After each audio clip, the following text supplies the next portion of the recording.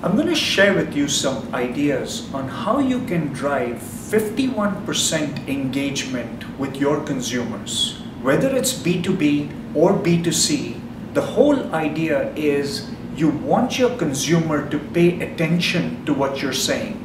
And today what I'm going to do is I'm going to highlight 3 key principles for you to help build such engagement. First, think about intrigue versus incentive. Second, we're going to talk about creating an expectation. And third, we're going to talk about relevance. So let's start with intrigue versus incentive. Essentially, when you are trying to engage with the consumer, you want to do 3 things. You want to grab their attention, you want to know more about them, and you want to stay in touch with that consumer. And for you to do that, you can give the consumer an incentive to be part of your program, or you can intrigue them.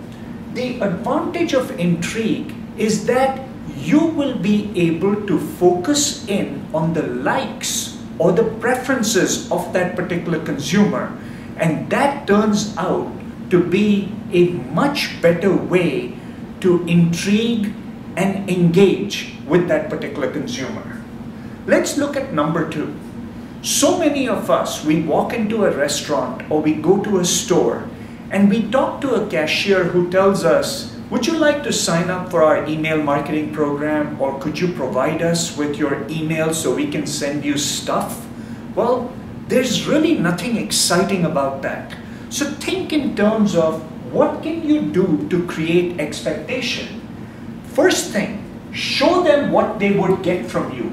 Highlight the different types of email messages that you put out. Second, highlight the value of your email marketing program. And most importantly, create a sense of anticipation so that consumer looks forward to the first email message that they're going to get from you. The third thing we're going to talk about is relevance. And relevance is not me calling you by your name, because we all know it's very easy to substitute the person's first name, last name into an email message. But really, what makes it work? Well, there's 2 things. Relevance is driven by preferences. And really, there are 2 types of preferences I'm going to share with you today. The first one is provided preferences, which is what the consumer tells you they want.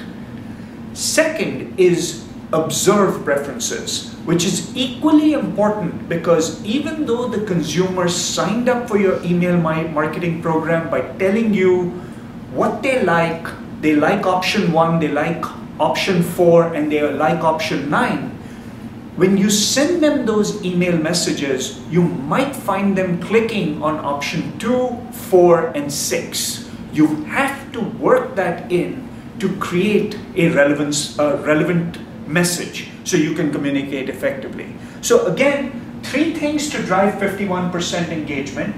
Intrigue works better than incentive. Number 2, you have to create expectation. And number 3, observe preferences to build relevance.